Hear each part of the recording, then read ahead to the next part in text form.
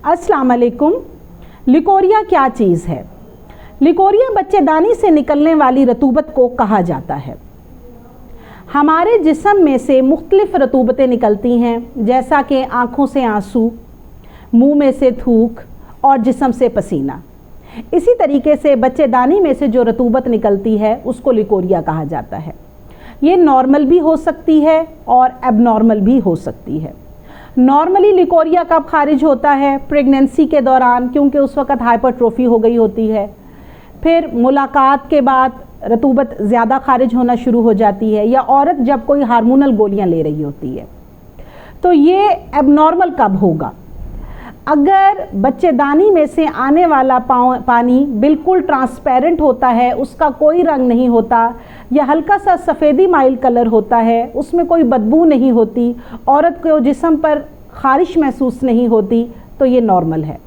लेकिन अगर इसका कलर चेंज होना शुरू हो जाए कि बहुत तेज़ सफ़ेद कलर हो जाए, या पीला कलर हो जाए, या बाज़ दफ़ा हल्का सब्ज़ कलर हो जाता है, या बाज़ दफ़ा फुटकियों की शक्ल में पानी आना शुरू हो जाता है, और इससे वल्वल रीजन में ख़ारिश होना शुरू हो जाती है और इसमें स्मेल होती है, तो इसकी वजह कोई ना कोई इन्फेक्शन है।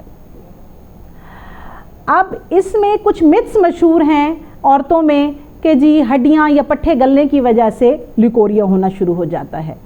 तो लिकोरिया जो है वो इन्फेक्शंस की वजह से होता है।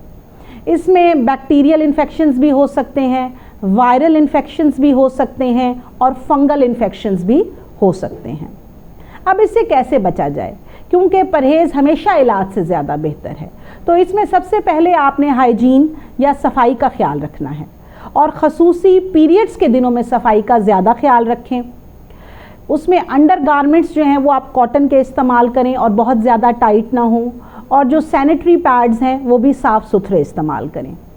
उसमें दूसरी चीज़ फिर पेरिनियल एरिया के बालों की सफाई है कि उसको ऐसे तरीक़ेकार से साफ़ किया जाए जिससे इन्फेक्शन या एलर्जी होने के चांसेस कम से कम हैं, और बाल साफ़ करने के बाद कोई ना कोई एंटीसेप्टिक ज़रूर इस्तेमाल करें।